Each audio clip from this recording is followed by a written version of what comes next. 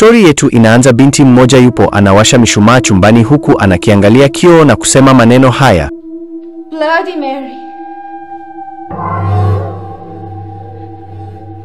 Binti yule alisema Bloody Mary mara 3. Maneno hayo inasemekana unamuita shetani live.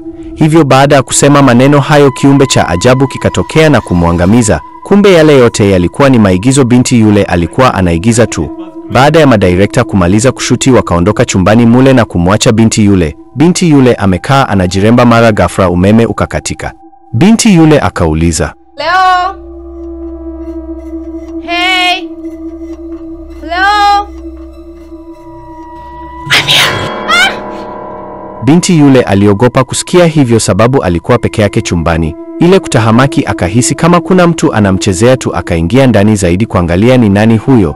Amefika katika chumba kile, anaukiza ni nani huyo yuko humu, ebu acha masihara. Lakini ukimya ulitawala. Binti yule akazidi kusikia sauti za ajabu zikitokea chumbani, hivyo akazidi kuzifata kuona ni nini hicho.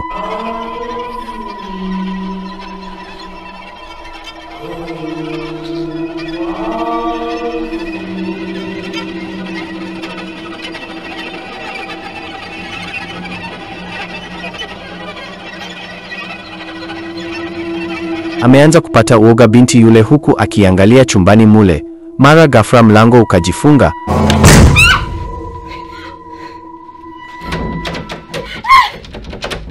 Hapo sasa uoga ukazidi kuongezeka sababu anajaribu kufungua mlango lakini mlango haufunguki. Binti yule akasiki sauti inatoka kwenye giza ikimwambia, umeniita mwenyewe, nipo hapa. Binti yule anaangalia kwa uoga ni nini hicho, akiangalia kioo kimeandikwa niko hapa. Uoga umezidi. Mara ghafla kiumbe cha ajabu kikamwangamiza binti yule. Ni kama alivyokuwa anaigiza tu, akafa vile vile.